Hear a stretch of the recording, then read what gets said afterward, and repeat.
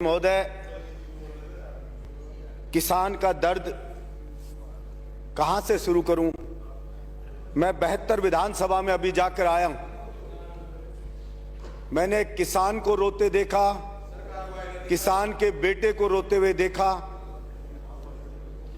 किसान बेटे को दिलासा दिला रहा था कि मैं और मेहनत करूंगा, घबराओ नहीं बेटा, और बेटा अपने पिता को दिलासा दे रहा था।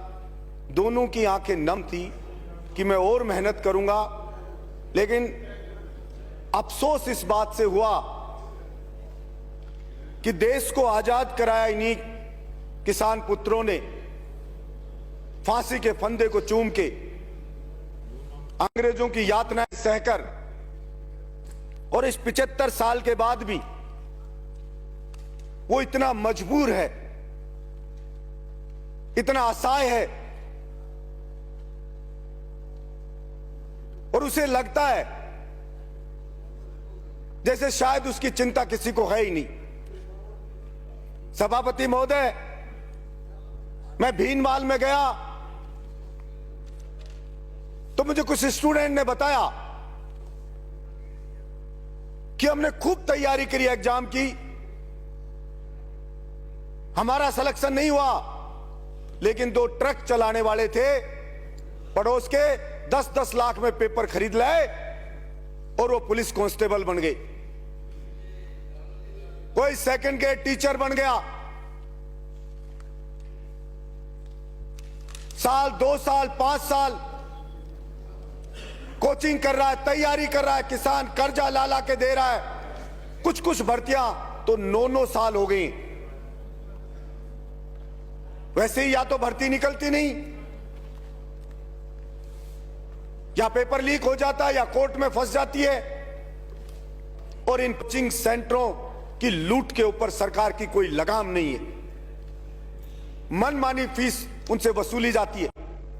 ना प्राइवेट स्कूलों की लूट पे कोई सरकार की लगाम है। सभापति महोदय, चर्चा सदन में होती है, एक पक्ष कहता है हमने कर्जा माफ किया, दूसरा पक्ष कहता है हमने कर्जा माफ किया।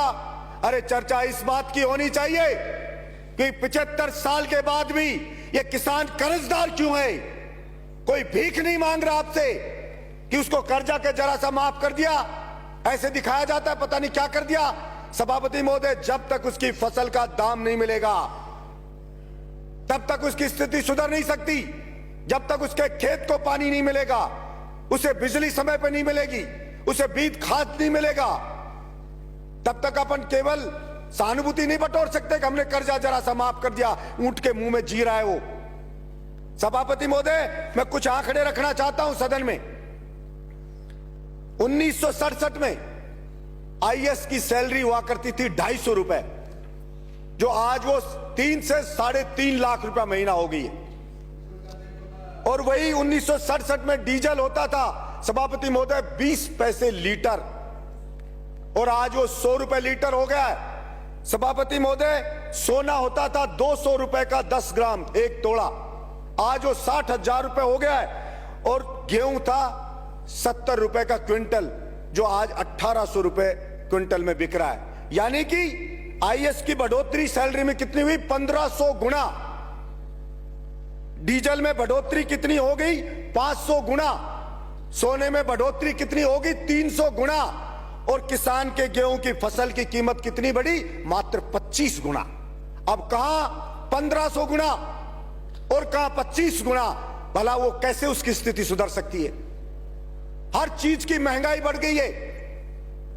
कृषि के उपकरण है, उनकी महंगाई बढ़ गई है, लेकिन उसकी फसल को नहीं खरीदती सरकारें। अब गेहूं पे 10% बढ़ाइए, 200, ये कह दिया 2110 रुपए। सभापति महोदय, हमारे मंत्री जी हैं, खुद किसान हैं, वो जानते हैं कि खर्चा गेहूं पे 1 बीघा का खर्चा किसान का आता है 1800 रुपया बीघा पे आता है। 18, जैसे एक जो क्विंटल पर 1800 और 18,000 रुपया 1 बीघा पे आता है। मात्र 10 क्विंटल के लगभग गेहूं पैदा होता है। जो 1800 के हिसाब से बेचे तो 18,000 का हुआ, उसका खर्चा भी 18,000 आता है, पैदा भी 18,000 हो रहा है। तो उसकी स्थिति भला कैसे सुधरेगी? सरसों की फसल करो तो उसके ऊपर भी वही 11,000 के समथिंग खर्चा आ जाता है। और वो बिकती है तो वही 18,000 20,000, और कभी पाड़ा पड़ गया तो बर्बाद हो गया। गेहूं में अगर हवा चल गई, गिर गया गेहूं तो बर्बाद हो गया। तो भला वो किसान कैसे बेचारा उठ सकता है? और सिर्फ बातें होती है किसान की, 6,000 दे दिया, कोई कहता है कर्जा दे दिया, कोई कहता है ये दे दिया, कोई कहता है थोड़ी सी बिजली दे देंगे, ये दे देंगे। मैं तो ये कहता हूं आप पूरा दाम ले लीजिए, मत दीजिए कुछ भी आप, लेकिन ये जो 1500 गुना बढ़ी आईएएस की सैलरी, या तो उस आईएएस की सैलरी को भी घटा के वही 25 गुना लिया हो आप।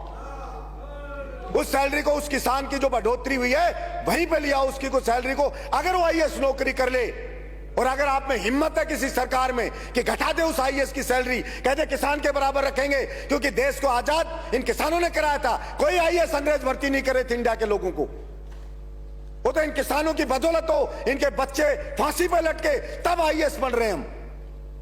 लेकिन पॉलिसी बनती है तो वही आईएएस राय देते हैं सरकार को कि बजट नहीं है, किसान को पैसा नहीं दे सकते, किसान की फसल को नहीं खरीद सकते। मैं कहता हूं एमएसपी 2110 रुपए गेहूं की क्यों हो? इसकी एमएसपी उतनी करो ना जितनी उसकी गुजारा हो उसका, लेकिन उसमें कोई चर्चा नहीं होगी और कोई पैसा मिलेगा नहीं। और ये किसान सहन शक्ति है बेचारे की, सहन करे जा रहा सहन, ये उसकी ग्रेटनेस है कि वो सहन कर रहा है और मेरा देश महान कह रहा है। अब फौज में जाता था सभापति महोदय, उसका बेटा एक्सरसाइज करता था, फौज की भर्ती भी बंद कर दिए। पुलिस में जाता था सभापति महोदय, दौड़ भाग करता था, खेत में काम करता था, फिजिकल फिट होता है, मजबूत होता है, बहादुर होता है, दौड़ भाग करके पुलिस कांस्टेबल बन जाता था। कोई मिलिट्री में जाके, अब मिलिट्री का भी बंद, पुलिस कांस्टेबल में आईएएस जैसा पेपर पकड़ा देते हैं। उसकी फिजिकल फिटनेस को कोई देखते ही नहीं है।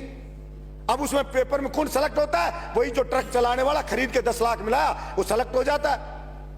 इसलिए सभापति महोदय, मैं आपके माध्यम से सरकार से गुजारिश करता हूं कि केवल किसान किसान बात करने से नहीं होगा। वास्तव में आज किसान को सबसे ज्यादा न्याय की जरूरत है और उसके साथ हमें न्याय करना पड़ेगा। नहीं, वो किसान के बच्चे जो अंग्रेजों से लड़े थे, जिस दिन उसने ठान लिया उस दिन फिर आप सोचना क्या हाल होगा। इसलिए मैं समझता हूं उठा उठा के फेंक देंगे और होगा क्या? मूली की तरह पाड़ पाड़ के फेंक देंगे आपको, और क्या होगा? ये होगा। इसलिए कभी कभी उस किसान की हिम्मत को न ललकारे सरकार कि वो लड़ नहीं सकता या अपना हक हासिल नहीं कर सकता। वो तो अपने देश में आस्था रखता है, तो सहन करे जा रहा है। और ये सभापति महोदय, मैं बात करूंगा जैसे आवारा पशुओं की, ये एक बड़ा आंदोलन इन आवारा पशुओं के लिए भी होगा। किसान की फसल को खा रहे हैं ये रोजड़े, सुअर, आवारा। और मैंने पहले भी कहा, अरे आदमियों की नसबंदी करते हो, इनकी नसबंदी करके ही रोक दो। हम छोटे बच्चे थे तो बछड़ों की नसबंदी करवाता था किसान। आवारा ये जो नंदी है उनकी नसबंदी कर दो। और गाय को अगर सच में बचाना चाहते हो, आप गौशाला में अनुदान देते हो, किसान को दो ना अनुदान, कि वो घर पे गाय को पाले। हम अनुदान देंगे तो किसान की स्थिति भी सुधरेगी और हमारी गाय माता भी बचेगी। लेकिन किसान को तो देना नहीं चाहते, क्योंकि सब जानते हैं अगर उसके पास, अगर उसकी रोटी पेट में आ गई, उसको थोड़ा जीने का मिल गया तो सोचने लग जाएगा वो कि कौन क्या कर रहा है। वो आईएएस हजारों करोड़ रुपए खा रहे, फिर भी 1500 गुना सैलरी बढ़ा रहे हो। जाके देखो एक आईएएस बनता है तब क्या घर होता है उसका, और 5 साल बाद देखो उसके बच्चे मर्सिडीज में घूमते हैं, विदेश में पढ़ते हैं। क्या कभी सरकार ने पूछा है कि कहां से आ गया है पैसा? फार्म हाउस है बड़े बड़े, और बड़े बड़े मंत्री जाते हैं और जाकर फार्म हाउस में उसके पार्टी करके आ जाते। कभी पूछा किसी ने कि ये कहां से लिया आया? लेकिन कोई नहीं पूछा जाता। इसलिए मैं आशा रखता हूं कि किसान के ऊपर रियल में कोई उसकी दशा सुधारने पर निर्णय होगा। धन्यवाद सभापति।